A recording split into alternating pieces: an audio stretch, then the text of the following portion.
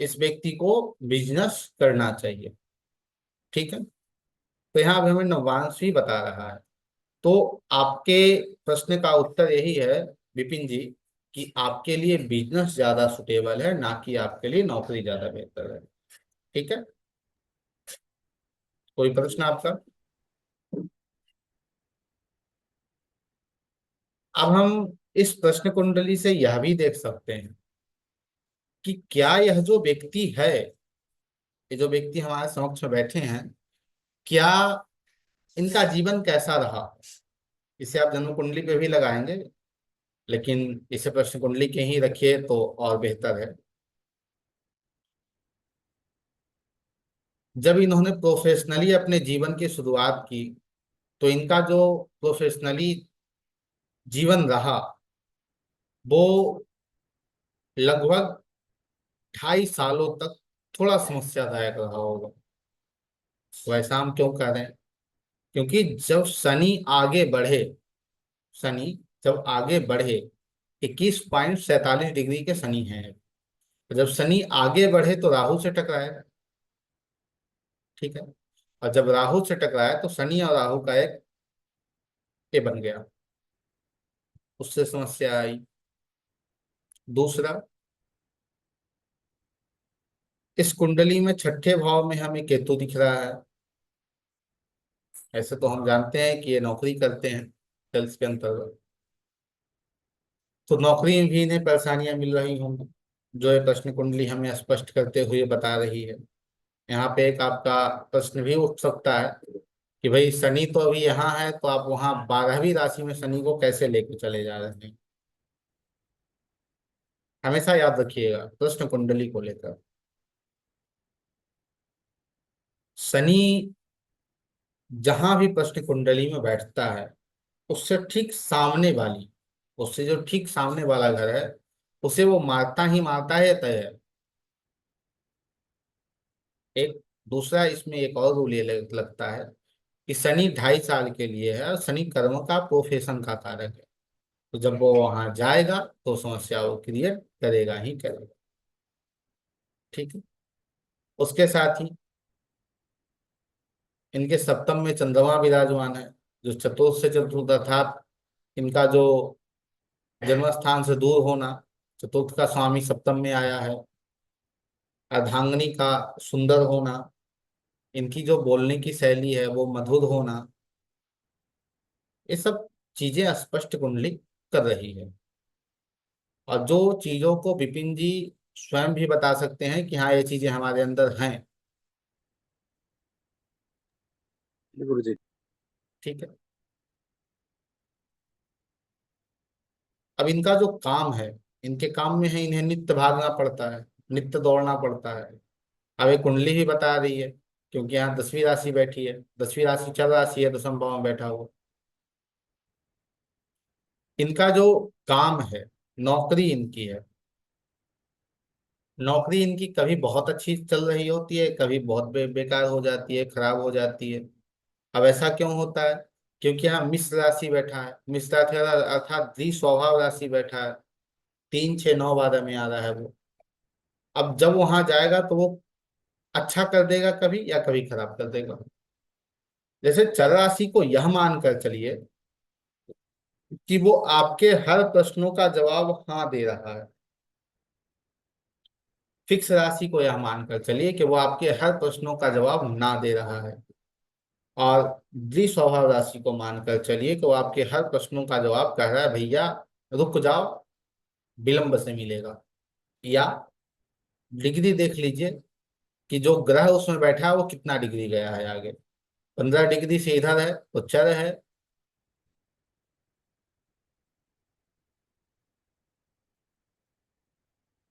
और 15 डिग्री से ऊपर गया है तो वो स्थिर में गया है। ठीक है। तो इससे भी इसका आप आकलन कर सकते हैं। और किन्हीं का कोई प्रश्न है प्रश्न कुंडली को लेकर, अर्थात प्रश्न कुंडली को बनाकर किन्हीं का और कोई प्रश्न है जिसे हम आगे रख सकें, या आगे की जो कक्षा है उसे हम प्रारंभ करें? सर, बताइए। जैसे कि हम किसी का वास्तु कर रहे हैं, ठीक है। तो बहुत समय होता है कि जब हम किसी का यदि वास्तु वास्तु करते हैं, तो हम्म। उस समय कुंडलियां नहीं होती इस घर के मुखिया की, हम्म। या वो सही नहीं होती, तो क्या हम्म। हम इससे उनका वास्तु भी कर सकते हैं? हाँ बिल्कुल, आराम से, कोई दिक्कत नहीं। आप बहुत तब अच्छे से जिससे वास्तु कर सकते हैं। अब जैसे इनके इनके केस की हम बात कर लें, विपिन जी केस की बात करें, तो विपिन जी के घर में हम लाल किताब से ही वास्तु कर रहे हैं, ना कि हम एस्ट्रो वास्तु को उपयोग में ले रहे हैं। तो इसमें ध्यान में रखिएगा, ऐसा नहीं है कि इसे समझ लीजिएगा कि भाई ये जो है वो ऐसे कैसे काम कर रहा है। इनके घर में दक्षिण पश्चिम स्थान में कहीं जल का स्थान हो गया होगा, या कोई सफेद कलर वगैरह हो सकता है, ऐसी चीजें होंगी। ठीक है। चंद्रमा संबंधित चीजें विपिन जी के दक्षिण पश्चिम स्थान में निश्चित होगी। फिर कृपया कर, दक्षिण पूर्व में? दक्षिण पश्चिम में। जी। जी सर, जैसे कि इनके साउथ ईस्ट में। हम साउथ वेस्ट की बात कर रहे हैं। जी सर, साउथ वेस्ट में। हम पहले ही बोले कि अभी हम लाल किताब से वास्तु कर रहे हैं, ना कि हम एस्ट्रो वास्तु कर रहे हैं। ठीक है। ठीक है सर, ओके। जैसे लाल किताब और एस्ट्रो वास्तु में फर्क यही है कि लाल किताब जो है वो घर को लेकर चलता है, ना कि वो राशि को लेकर चलता है। तो यहाँ देखिए, यहाँ चंद्रमा सप्तम सप्तम स्थान में बैठा है। सातवां स्थान जो है वो दक्षिण और पश्चिम है, दक्षिण पश्चिम का है, साउथ वेस्ट है। इसलिए इन्हें आपको ये चीजें मिल सकती हैं। फिर यह जो स्थान है वो नॉर्थ है। नॉर्थ में क्या है आपके यहाँ, विपिन जी? क्या आपने बाथरूम वगैरह बना रखा है, या कूड़ा कचरा है, या कोई लटका हुआ सामान आप घर में रखे हैं, ऐसा कुछ है? नहीं मुझे नॉर्थ में तो खाली दीवार पे अलमीरा है और सोफे रखे हुए हैं। अच्छा। अलमीरा और सोफे रखे हैं। हाँ राहुल जी, आप बताइएगा, क्या नॉर्थ में अलमीरा और सोफे रखे हैं वो वास्तु दोष को बना रहा है या नहीं बना रहा है?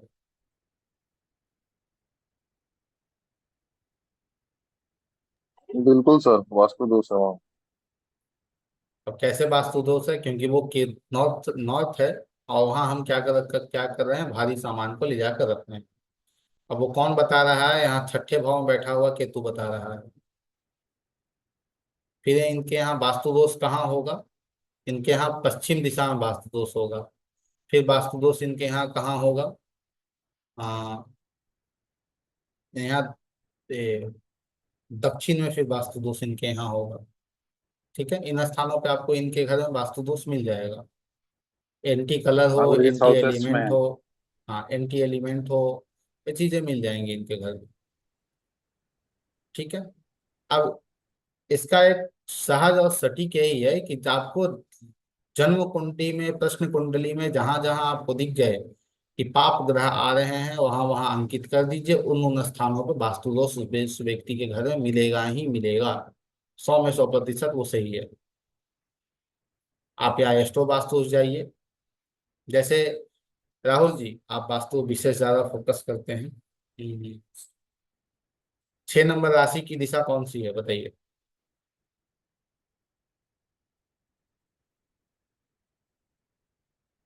राहुल जी, जी सर। 6 नंबर राशि की दिशा कौन सी है, बताइए। नॉर्थ है सर, नॉर्थ नॉर्थ। अच्छा। और 11 नंबर राशि की दिशा?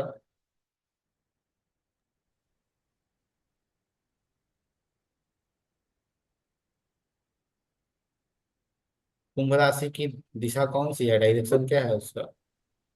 वेस्ट। बेस्ट, वो तो हम ऐसे बात कर रहे हैं, आपको एस्ट्रो वास्तु के अंतर्गत क्या बताया गया है?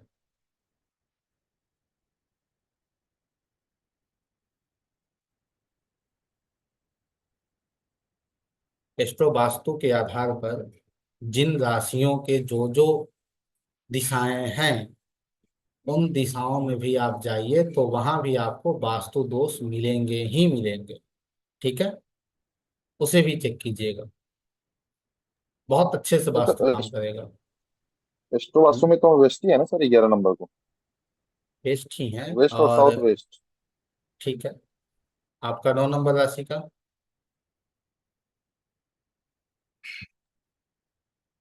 पकड़ो ना इसको। North east sir.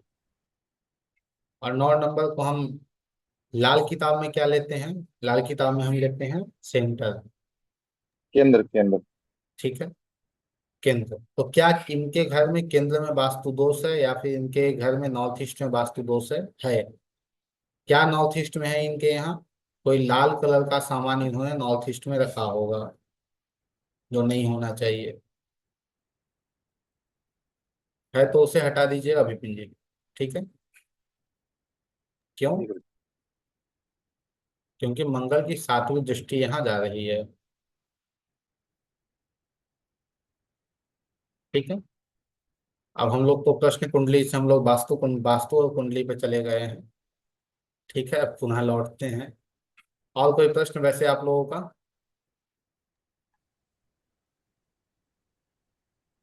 चलिए अब पुनः मेरा एक क्वेश्चन है। आज। हाँ बताइए।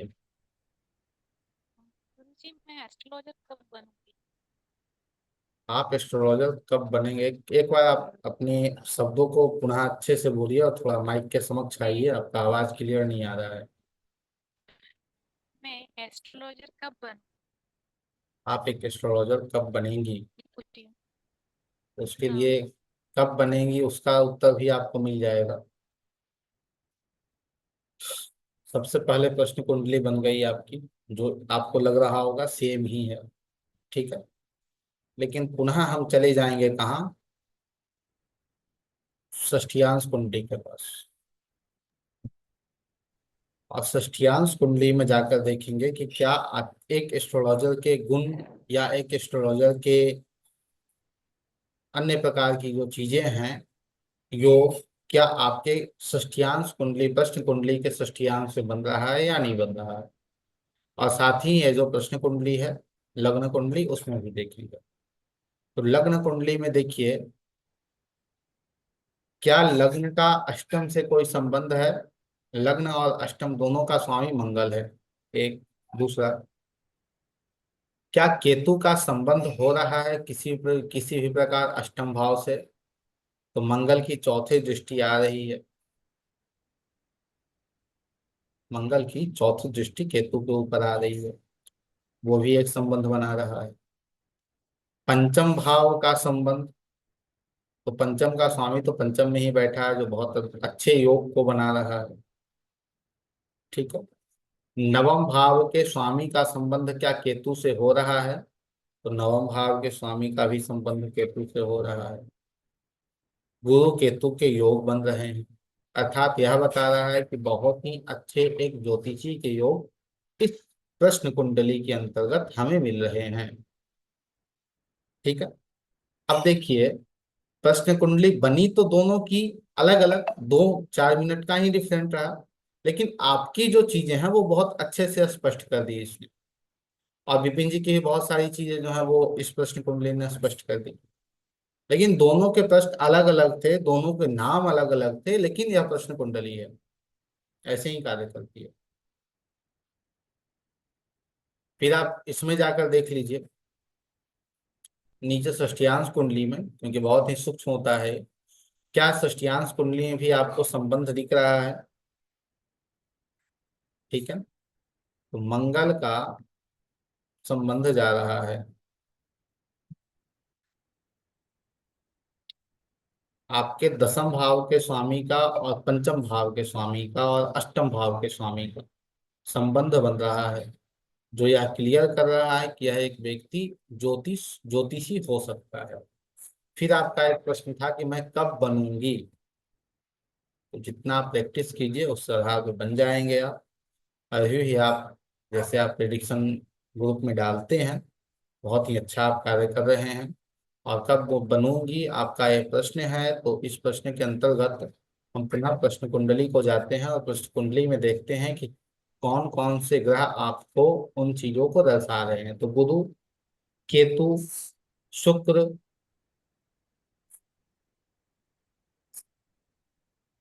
शनि। केतु की जो 14/1/2028 से जो दशा आएगी, उसमें आप एक श्रेष्ठ एस्ट्रोलॉजर बन जाएंगे, बहुत अच्छी। जो होता है ना, एक नाम होना चाहिए, वो एक नाम आपको मिल जाएगा। और हमारा एक सजेशन होगा आपको, आप भृगुनंदी नाड़ी को भी पढ़िए, और पराशरी को कभी छोड़िएगा नहीं। ठीक है। भृगुनंदी नाड़ी जो है वो शुक्र का है, और पराशरी जो है वो शनि और गुरु का है। तो आपकी कुंडली में केतु का संबंध जो है वो गुरु से ही बन रहा है और शुक्र से ही बन रहा है। तो पराशरी भी आपके लिए बहुत ही अच्छी है, और भृगु नंदी नाड़ी के कर्मा अलाइनमेंट टेक्निक भी आपके लिए बहुत ही अच्छा है। ठीक है। जी गुरु। तो प्रश्न कुंडली को हम इस प्रकार से देखते हैं और समझते हैं। ठीक है। और किन्हीं का कोई प्रश्न है, या फिर हम आज की कक्षा गुरु जी, को प्रारंभ करें? बताइए कोई मुझे। जैसे सर ये किसी की कुंडली से देखते हैं कि ये ऐसे ही देखते हैं? एक प्रश्न कुंडली है, किसी की कुंडली से नहीं देखी जाती है। सर जैसे मुझे अपने लिए देखना है तो सेम यही प्रोसेस रहता है क्या?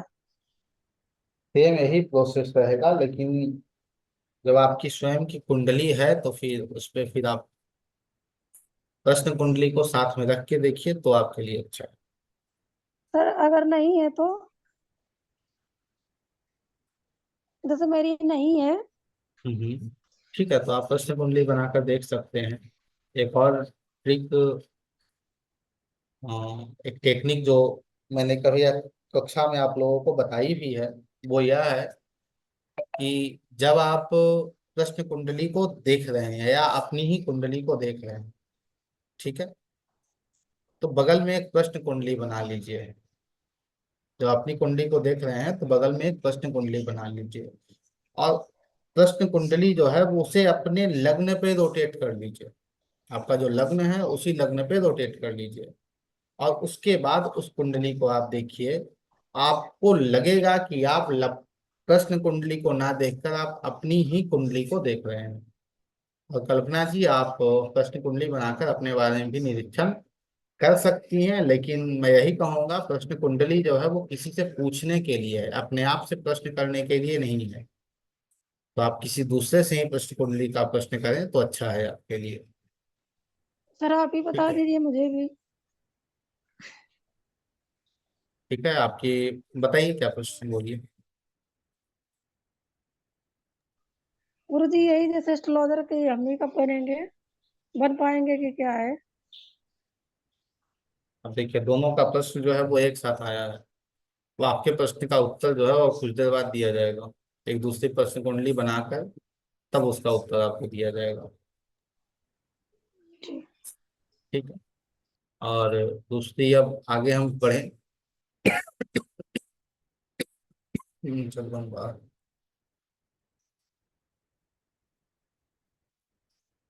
तो जिस पे अभी हम बात कर रहे थे, जैसे विपिन जी कुंडली है, ठीक है, अभी विपिन जी की लग्न कुंडली हो गई। अब इस पे हम प्रश्न कुंडली बना लेते हैं साथ में। ये इनकी प्रश्न कुंडली हो गई। अब इस प्रश्न कुंडली को और इनके लग्न कुंडली को, दोनों को एक साथ देखिए। आपको जो जिन प्रश्नों का उत्तर आपको इनमें मिलेगा, उन्हीं प्रश्नों का उत्तर आपको इसमें भी मिलेगा, बहुत ही अच्छे तरीके से मिल पाएगा। आपको लगेगा कि भाई आप प्रश्न कुंडली ना देखकर अपनी लग्न कुंडली ही देख रहे हैं। ठीक है। चलिए, तो प्रश्न कुंडली के लिए ये भी एक बहुत अच्छा टूल है आप लोगों के लिए, इसे भी यूज कीजिएगा, अच्छे से समझ में आएगा। अब पुनः लौटते हैं आज के जो कॉन्सेप्ट हम लेकर आप लोगों के समक्ष आए हैं, उस पर बात कर ले।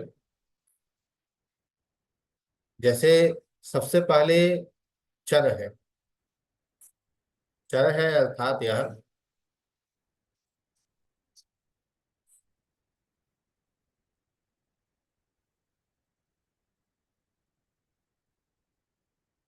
चरारासो, चररासो विपरीतम मिश्रम वाचम दृढ़ स्थिर प्रथम वे अर्घे स्वाद परे चर राशि वत सर्वम। अर्थात तो भटोत्पल जी लिखते हैं अपने का श्लोक के अंतर्गत, वो कहते हैं कि चर राशि को बिल्कुल कि स्थिर राशि राशि से विपरीत समझना चाहिए। जैसे चर राशि कह रही है किसी भी कार्य को होगी, तो स्थिर राशि से हमें यह समझना चाहिए कि यह कार्य जो है वो संपादित नहीं होगा। जैसे मान लीजिए कोई हमसे पूछ रहा हो कि मैं यात्रा करूंगा, तो चर राशि आ रही है तो हम कहेंगे हाँ यात्रा आप करेंगे। यदि चर राशि नहीं आ रही है तो हम कहेंगे आप यात्रा नहीं करोगे। स्थिर राशि आ रही है तो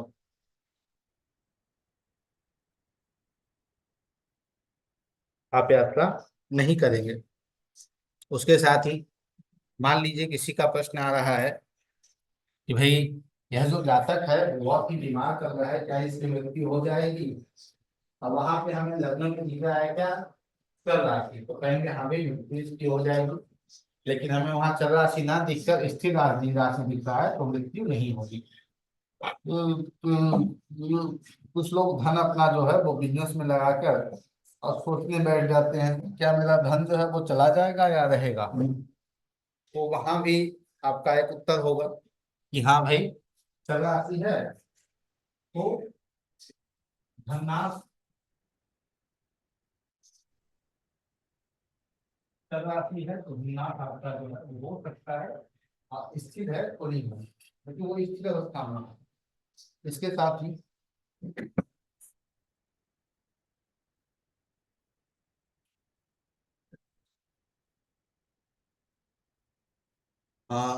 धननाश जो है वो नहीं होगा, स्थिर में चर में हो सकता है। अब कोई व्यक्ति पूछने आया है कि भाई क्या मैं किसी भी रोग से ग्रस्त हूँ, मैं बहुत बीमार हूँ, क्या मैं ठीक हो पाऊंगा? चल राशि आ रही है तो भाई वहां समस्या है।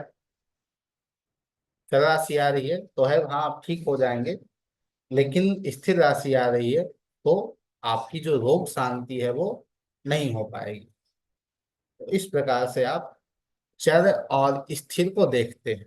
इसके साथ ही मान लीजिए आपको मिल रहा है द्विस्वभाव। द्विस्वभाव के बारे में अभी हमने आपसे बात की कि द्विस्वभाव को कैसे हम लेंगे।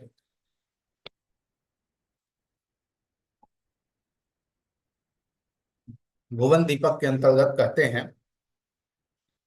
भट्टोत्पल जी, इंदु सर्वत्र बीजाभो लग्नम तो कुसुम प्रभम फलेन सदृशो स्वंच भाव स्वदुसर्म अस्मृतः।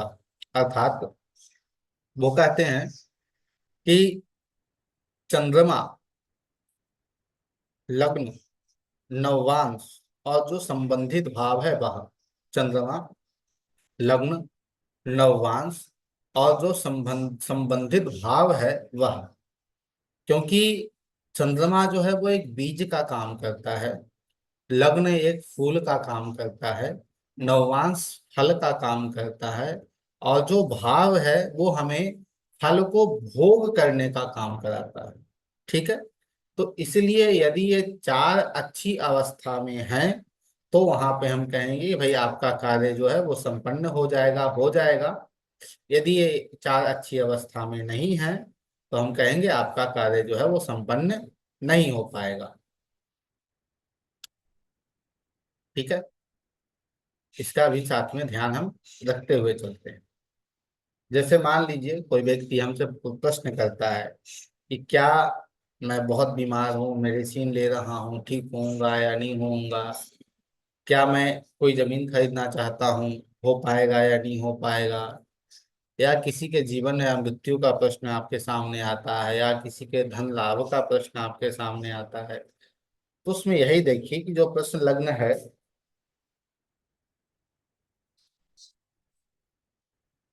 उसमें आपको चर राशि मिल रही है, शुभ राशि आ रही है, चर राशि आ रही है। तो उसके साथ फिर देखिए कि क्या चंद्रमा जो है वो अच्छी अवस्था में है, अर्थात चंद्रमा पीड़ित तो नहीं है। और चंद्रमा के साथ फिर देखिए कि क्या आपका नवांश और क्या जिस भाव की बात वह कर रहा है वह भाव पीड़ित तो नहीं है। यदि नहीं है तो उस व्यक्ति को उसके प्रश्न के उत्तर क्या होंगे? हाँ भाई आपका कार्य पूरा हो जाएगा। लेकिन वहीं यदि लग्न जो है वो 2, 5, 8 और 11 का हो,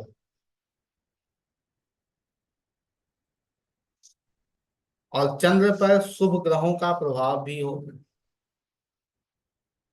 तो यहाँ क्या होगा, थोड़ी अशुभता चली आएगी। अर्थात जो फल मिलना चाहिए उस व्यक्ति को, जो उसने प्रश्न हमसे किया है कि हमारा कार्य होगा या नहीं होगा, तो वहां थोड़ी रुकावट आ जाएगी।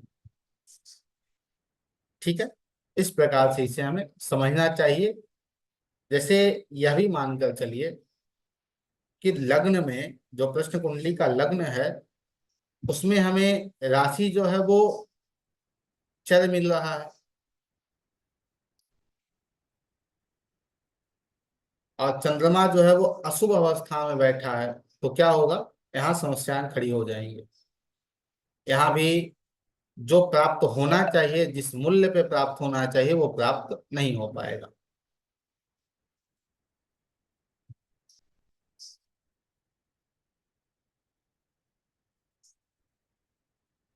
यदि मान लीजिए कि चंद्रमा पर शुभ ग्रहों का प्रभाव, जैसे शुक्र का प्रभाव, बुध का प्रभाव जा रहा हो, लग्न पे जा रहा हो, दृष्टिवत संबंध बन रहा हो, तो वहां क्या होगा, चीजें परिपूर्ण होंगी, चीजें परिपूर्ण होंगी, लेकिन थोड़ा समस्या हो जाएगा, थोड़ा समस्या हो जाएगा। हमारी आवाज आप लोगों तक पहुंच रही है?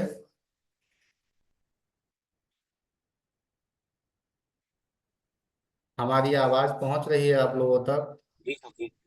जी। ठीक है, धन्यवाद।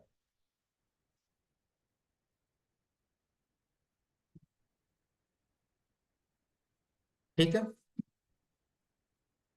तो यदि इसका हम निष्कर्ष समझे, या यह हम समझे कि यह कैसे कार्य करता है, तो हमें यह देखना है कि क्या लग्न में स्थिर राशि आ रहा है या चर राशि आ रहा है।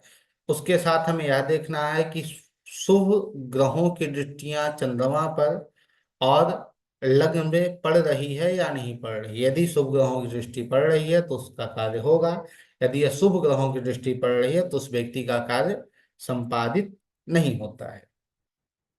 ठीक है, यह तो एक प्रश्न हमारा है, अर्थात किसी भी प्रश्न का उत्तर आप इस प्रकार से दे सकते हैं, और यदि हम कहें तो इतने में ही आपका प्रश्न कुंडली समाप्त होता है, यदि इस सूत्र को समझ लीजिए तब। ठीक है, सूत्र क्या है, इंदु सर्वत्र विजाभो लग्नम तो कुसुम प्रभम फलेन सदृशो अस्वंचा भावा स्वदुषम अस्मृतः। चंद्रमा बीज है, लग्न फूल है, नववांश फल है, भाव क्या है, फल का भोग है। बस इसे समझ लीजिए, आपका प्रश्न कुंडली का जो कक्षाएं हैं, सभी कक्षाएं सिमट कर वहीं रह जाएंगे। क्या इतने बोले में सर, ही चंद्रमा प्रश्न बीज कुंडली है? खत्म हो जाएगा। जैसे क्या लिखते हैं घटोत्कच जी, कहते हैं इंदु सर्वत्र बीजाव हो, इंदु अर्थात चंद्रमा बीज, लग्नम तु कुसुम प्रभम, लग्न क्या है, फूल है, फारेना सदृशो नववांश, फल क्या है, नववांश है, भाव स्वादु सुसम अस्मृता, फल जो भाव है वो क्या है, उस फल का भोग है। जैसे मान लीजिए बीज हमने बोया, ठीक है,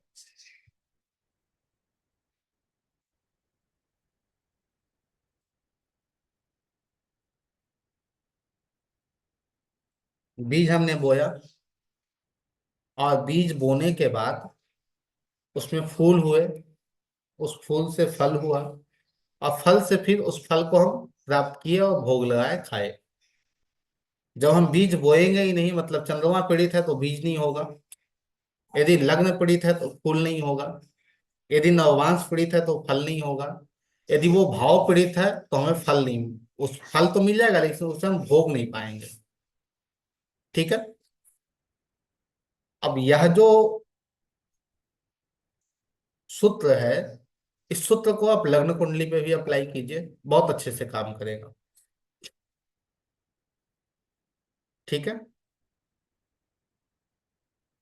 आगे बढ़ते हैं। इसलिए कहा जाता है कि लग्न क्या है, एक वृक्ष है, और नववांश क्या है, वो उस वृक्ष का फल होता है। क्या उस वृक्ष से आपको मिलेगा, वो नववांश बताएगा। आगे बढ़ते हैं और यह समझते हैं, से छठा भाव है आपका। तो बहुत व्यक्ति आकर आपसे प्रश्न करेंगे कि भाई हमारा क्या होगा जीवन में, कोर्ट केस को लेकर प्रश्न आपके पास आएगा, क्या कोर्ट केस हो पाएंगे, हमारे ऊपर क्या कोर्ट केस होगा या नहीं होगा, ऐसे ही प्रश्न आपके पास आएंगे। या कोई ऐसा व्यक्ति आएगा आपके पास जो बैठेगा और बैठकर सीधा सबसे पहले आपसे ये प्रश्न करेगा कि पंडित जी ऐसा है कि हमारे ऊपर एक व्यक्ति केस करना चाह रहा है और ऐसा हो सकता है वो केस कर दे, करेगा या नहीं वो आप बताइए। वहां आप क्या देखेंगे? वहां आप देखेंगे कि जो प्रश्न कुंडली आपने बनाई, उस प्रश्न कुंडली में पंचम भाव में और छठे भाव में क्या पाप ग्रह स्थिर हैं। पाप ग्रह हैं पांचवें और छठे भाव में। यदि पांचवें और छठे भावों में पाप ग्रह हमें दिख रहे हों, तो वह व्यक्ति प्रयास तो करेगा कि हम इस व्यक्ति पे कोर्ट केस कर दें, लिटिगेशन लगा दें, लेकिन वो लगा नहीं पाएगा। अर्थात वो शत्रु आपसे जीत ही नहीं पाएगा। और यदि कोई व्यक्ति आपसे प्रश्न यह कर रहा है कि भाई कोर्ट केस तो हमारे ऊपर चल रहा है, पक्ष किसके पक्ष में फैसला आएगा, उसके लिए आप क्या करेंगे? उसके लिए आप देखेंगे उस लग्न कुंडली, उस प्रश्न कुंडली के चतुर्थ भाव में क्या कोई पाप ग्रह बैठा है। यदि कोई पाप ग्रह बैठा हो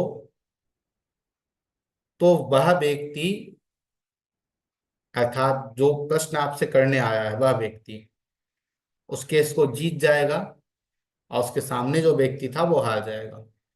क्यों? अब यहाँ पे पृथ्वी जी ने क्या किया? पृथ्वी जी अर्थात जिन्होंने प्रश्न कुंडली की स्थापना की, प्रश्न कुंडली का निर्माण किया, उन्होंने क्या किया कि छठे भाव को उन्होंने लग्न बना दिया। और छठे भाव को जब लग्न बनाइएगा तो छठा भाव लग्न हो गया, और छठे से 12वां कौन हो गया? पंचम भाव हो गया। तो लग्न और 12वें, इन दो भावों में पाप ग्रह चले गए। तो वह व्यक्ति क्या करेगा? आपके ऊपर कोर्ट कोर्ट केस वगैरह नहीं कर पाएगा। अब यहां देखिए, जब आप छठे भाव को देखते हैं तो छठे भाव से ठीक आठवां कौन सा भाव आपको मिलता है? लग्न मिलता है। छठे से ठीक सातवां कौन सा भाव दिखता है? आपका जो शत्रु है वह, क्योंकि छठे से ठीक सामने आपके सामने वाला भाव, सामने वाला व्यक्ति अर्थात जो आपका शत्रु है वह आपको दिख रहा है। अब इसका तात्पर्य यह है कि जब वो स्वयं व्यक्ति कष्ट में होगा तो आपके ऊपर केस कैसे करने चला आएगा। दूसरा कि जब चतुर्थ भाव, तो चतुर्थ भाव क्या होगा? चतुर्थ भाव आपका हो जाएगा छठे भाव से एकादश। अब हम शत्रु को देख रहे हैं। किसे देख रहे हैं? शत्रु को देख रहे हैं। तो जब उसके कुंडली में हमें एकादश भाव में पाप ग्रह मिल रहे हों तो उसे लाभ की प्राप्ति होगी नहीं। और जब लाभ की प्राप्ति नहीं होगी तो वो केस नहीं जीत पाएगा। तो कोर्ट केस के लिए, किसी कंपटीशन के लिए आप इसका उपयोग करेंगे। ठीक है। जैसे प्रश्न कुंडली में प्रमुख रूप से भूमिका जो रहती है, वो सबसे ज्यादा भूमिका रहती है राशियों की। तो प्रश्न कुंडली में यह देखिए, चतुर्थ भाव में विशेषकर जब ऐसे प्रश्न आपके पास आए कोर्ट केस को लेकर, तो क्या चतुर्थ भाव में आपको कर्क राशि, वृश्चिक राशि, कुंभ राशि या मीन राशि दिख रही है? कर्क कौन सी राशि है? 4 नंबर राशि है। वृश्चिक 8, कुंभ 11 और 12। इन राशियों को कहते हैं चतुष्पद। क्या कहते हैं? चतुष्पद राशियां। और इसमें वो लिखते हैं रिपु पराजय राजस्य तरा तरा चतुष्पदे पलायनम। अर्थात यदि आपके प्रश्न कुंडली के चतुर्थ भाव में ये चार राशियां पड़ रही हों तो निश्चित ही आपका जो शत्रु है उसकी पराजय होती है। अर्थात जो कोर्ट केस वगैरह आपके ऊपर चल रहा है आप स्वयं जीत जाएंगे और उस व्यक्ति को मुंह की खानी पड़ जाएगी। ठीक है।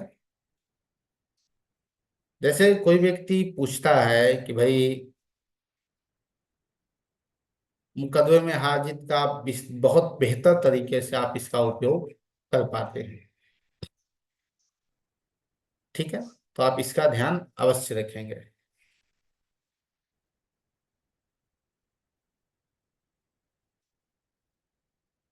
जैसे कर्क है, वृश्चिक है, कुंभ है और मीन है।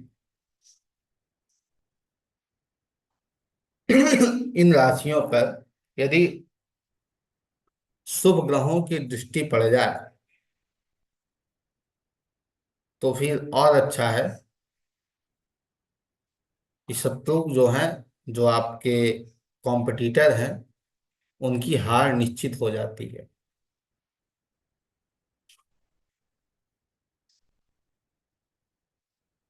या यहाँ मेष राशि आ जाए, वृषभ राशि आ जाए, सिंह राशि आ जाए या धनु राशि आ जाए। मेष, वृषभ, सिंह और धनु राशि आए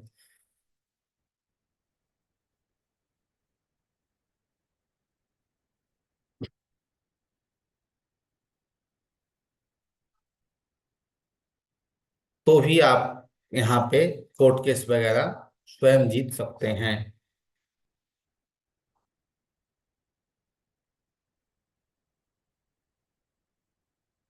अब जो कॉम्पिटिटर आपका है, जो आपका दुश्मन है, वो कैसा है? वो क्या आपसे ज्यादा बलशाली है? क्योंकि ये तो देख लेना है कि भाई हाँ हम जीत पाएंगे या नहीं पाएंगे, वो तो है ही। लेकिन उसकी क्या स्थिति है उसे देखने के लिए भी आप लग्न कुंडली में देखिए।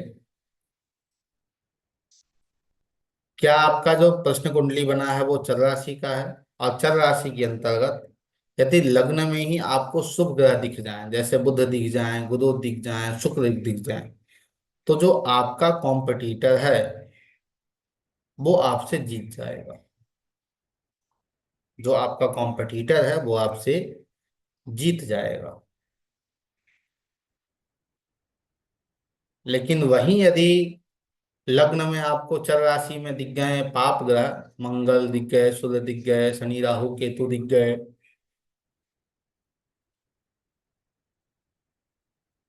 तो वहां पे आपके कॉम्पिटिटर की हार होती है, वो जीत नहीं पाता आपसे। लेकिन वहां स्थिर राशि आ जाए और स्थिर राशि में पाप ग्रह में मिल रहे हैं, और जो पाप ग्रह हैं वो या तो अपनी राशि में हो, जैसे मकर चर राशि है, ए मकर। वृश्चिक स्थिर राशि है, वृश्चिक के स्वामी मंगल है, तो वृश्चिक राशि हो उसमें मंगल आकर बैठ जाए, या वहां पे राशि मंगल के मूल त्रिकोण की आ जाए, एक नंबर की आ जाए, या मंगल अपने उच्च में चला जाए, तो उस स्थिति में वो जो आपका कॉम्पिटिटर है उसका ही भला होता है, अर्थात वही आपसे जीत जाता है।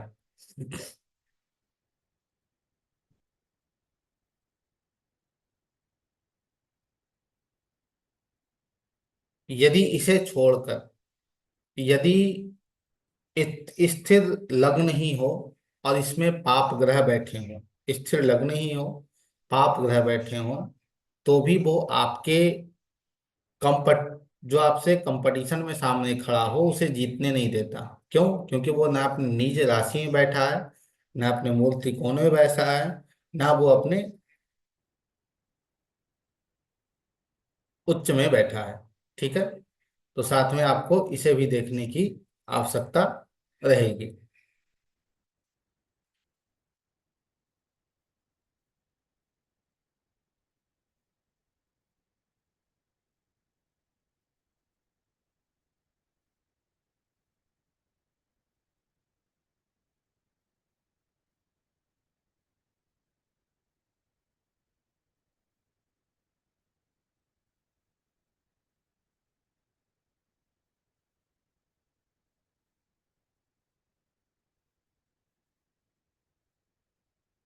जैसे कुछ व्यक्ति आपसे प्रश्न करने आते हैं कि जो हमसे झगड़ा व्यक्ति कर रहा है या जिसके साथ हमारा कोर्ट केस चल रहा है, वो जीतेगा या हम जीतेंगे? उसके लिए आप क्या करेंगे? उसके लिए भी आप प्रश्न कुंडली का ही उपयोग करते हैं। और प्रश्न कुंडली के अंतर्गत जैसे लग्न है, तो लग्न में यदि क्रूर ग्रह आ जाए, मंगल शनि राहु केतु एक ग्रह आ जाए,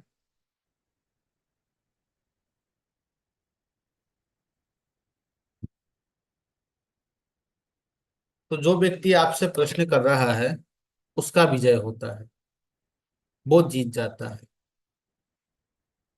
और यदि इससे विपरीत सप्तम भाव में क्रूर ग्रह आ जाए, तो जो उस व्यक्ति से लड़ रहा होता है उसे विजय की प्राप्ति होती है।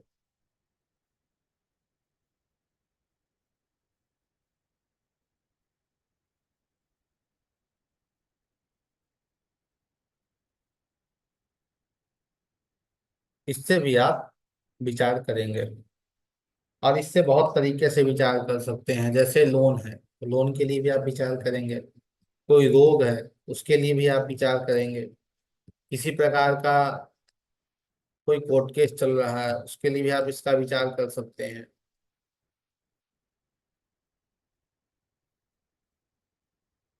उसमें यह देखिएगा कि यदि चौथे और 10वें भाव में, प्रश्न कुंडली के चौथे और 10वें भाव में शुभ ग्रह आ रहे हों, चौथे और 10वें भाव में शुभ ग्रह आ रहे हों,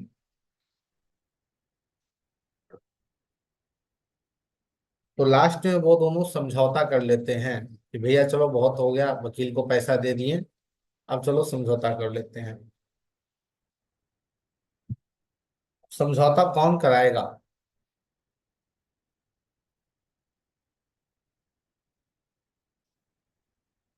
इस पे भी बात करेंगे। देखिए, लग्न में या 12वें भाव में कोई पुरुष राशि आपको मिल रही है, मेल राशि मिल रही है, जैसे 1 3 5 7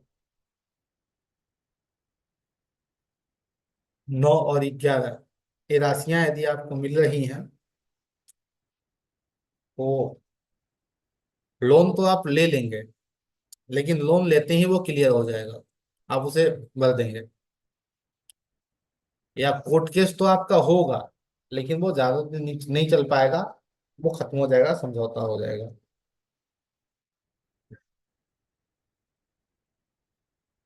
ठीक है।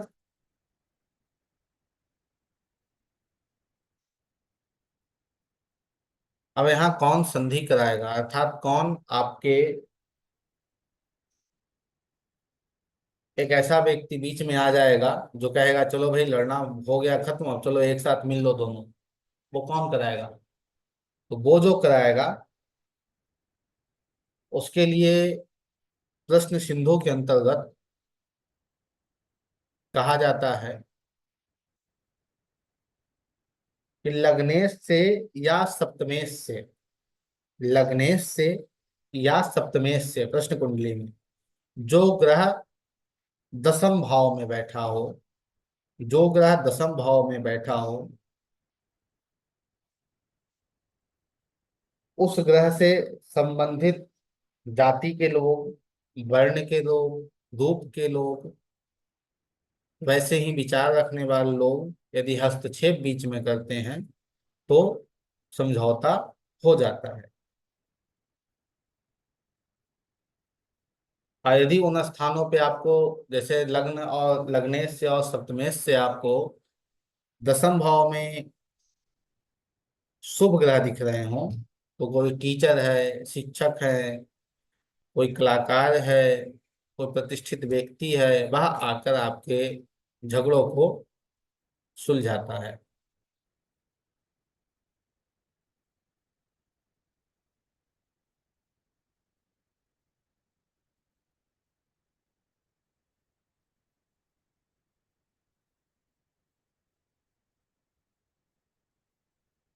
जैसे कोई व्यक्ति आपसे पास प्रश्न लेकर आया, ये कंपटीशन हमारा निकलेगा या नहीं निकलेगा, उसके लिए देखिए कि प्रश्न कुंडली में चंद्रमा जहां बैठा है, क्या चंद्रमा स्थिर राशि में है, लग्न जो है वो चर राशि का है,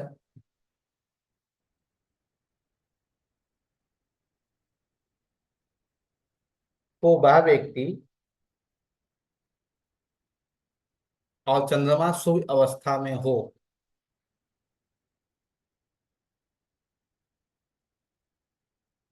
तो वह व्यक्ति अपने उस कंपटीशन में जीत जाएगा।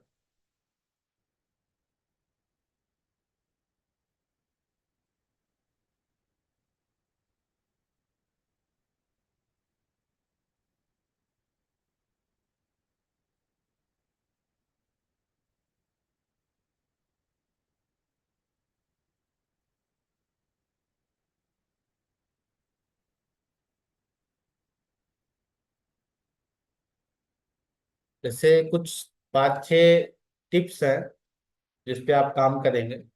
जैसे यह देखिए कि स्थिर राशि में चंद्रमा है और चर राशि लग्न है, तो व्यक्ति कंपटीशन में ज्यादा सामना करना पड़ेगा लेकिन वो जीत जाएगा, कंपटीशन क्वालिफाई कर लेगा। चर राशि में चंद्रमा है, स्थिर लग्न हो, तो कंपटीशन निकलना थोड़ा डिफिकल्ट हो जाएगा। स्थिर लग्न हो और द्विस्वभाव में चंद्रमा हो,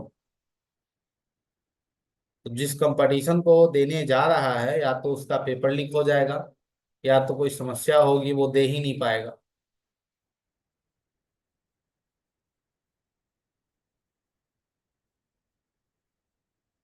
और इन सभी को आप छठे भाव संबंधी जितनी भी चीजें आती हैं उन सभी के लिए उपयोग कर सकते हैं।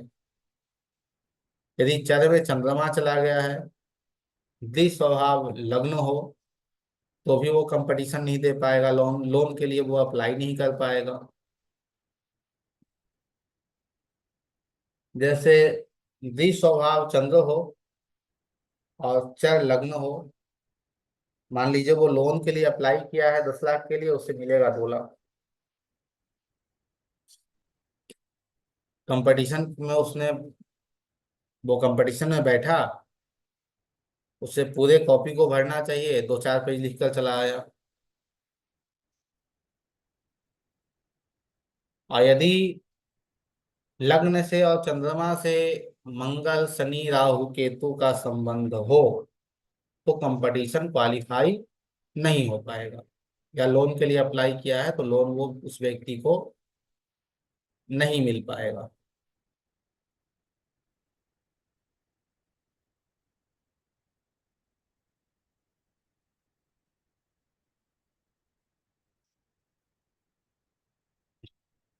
और यदि मान लीजिए लग्न में बुध बैठे हों, गुरु बैठे हों, शुक्र बैठे हों,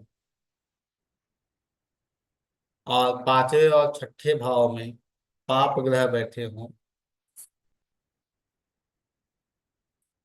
तो व्यक्ति उस कंपटीशन को क्वालिफाई कर लेगा, लोन के लिए अप्लाई करेगा तो उसे लोन मिल जाएगा। तो यह भी जो है वो विशेष नियम कार्य करता है। आज की प्रश्न कुंडली की कक्षा के अंदर आप लोगों का कोई प्रश्न है, बताइए।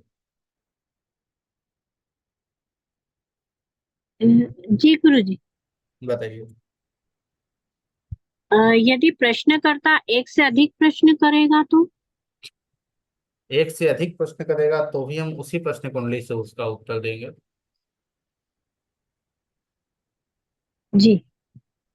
एक बात मुझे बताइए, जो प्रश्न कुंडली बनती है, ठीक है, जी। वो प्रश्न कुंडली यदि हम आधे घंटे बाद बनाएंगे, 10 मिनट बाद बनाएंगे, तो प्रश्न कुंडली चेंज हो जाएगी या वही रहेगी? वही रहेगी, चेंज नहीं होगी वही वो। रहे। जी। यदि हम थोड़ा अंदर तक जाएं, नक्षत्र तक चले जाए, तो वो चेंज हमें मिल जाएगी। लेकिन ऐसे तो वो वही मिलेगी, उसमें तो कोई बदलाव नहीं आएगा। लेकिन हाँ, जी। नवांश तक हम पहुंचेंगे तो वो चीजें हमें चेंज मिलेगी। ठीक है। तो जी। प्रयास रहे कि एक ही कुंडली से उत्तर दीजिए, वो ठीक है। दो चार प्रश्न कुंडली बनाकर फिर उस पर उत्तर देना, फिर वो हो जाता है कि भाई इस कुंडली में नहीं तो उस कुंडली में तो मिल ही जाएगा। और किन्हीं का कोई प्रश्न है?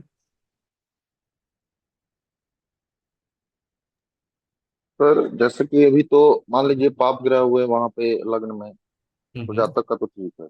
लेकिन यदि हम्म। मिक्स ग्रह हो, पाप और पुण्य, पाप और शुभ दोनों ग्रह हो, पाप और तो पुण्य क्या दोनों करना हो चाहिए? तो फिर वही चीजें, छठे भाव की बात कर रहे हैं आप ना? कोई जैसे लग्न की बात कर रहे थे कि लग्न में हम्म। यदि पाप ग्रह हो तो जातक के लिए अच्छा होता है। अब जैसे कि आपने यहाँ पे बोला कि यदि लग्न में शुभ ग्रह हो और पांच हम्म। में पाप ग्रह हो तो वो रिजल्ट मिलेगा। बिल्कुल। तो वहां दृष्टि देखिए, दृष्टि देखिए कि क्या, मान लीजिए लग्न को देख रहे हैं और लग्न में हमें शुभ ग्रह मिल गए, एक शुभ ग्रह मिल गया शुक्र, और दूसरा पाप ग्रह मिल गया मंगल। अब वहां देखिए कि क्या शनि की दृष्टि लग्न पे जा रही है या गुरु की दृष्टि लग्न पे जा रही है, अर्थात कौन से समूह को ज्यादा बल मिल रहा है।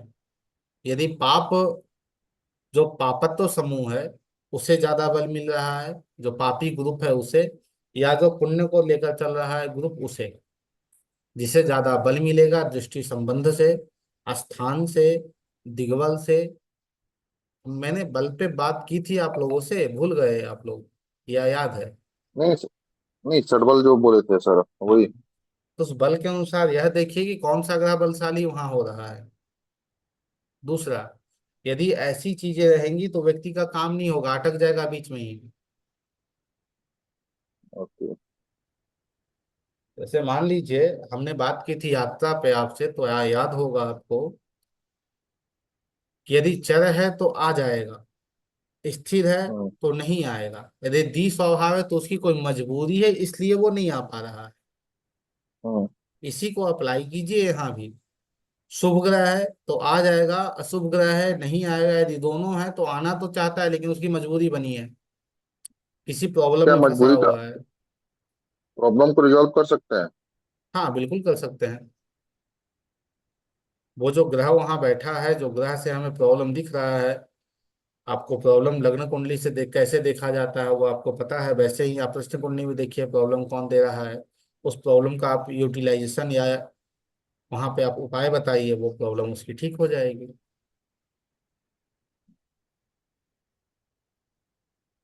समझ रहे हैं? जी मतलब इसमें जो हमारा बेसिक कंसेप्ट है उसको लेके चलेंगे। जैसे कि कभी कभी क्या होता है कि कुछ कुछ हम जैसे कि जो पाप ग्रह और जो पुण्य ग्रह है, हम्म। जो नैसर्गिक पाप और नैसर्गिक पुण्य ग्रह हैं, हम्म। उन्हीं को लेंगे हम। वो कुंडली में वो किसी भी स्थान में यदि शुभ भी हो या अशुभ भी हो तो उससे नहीं कोई नहीं, हमारा वो उसे हमें नहीं लेना है।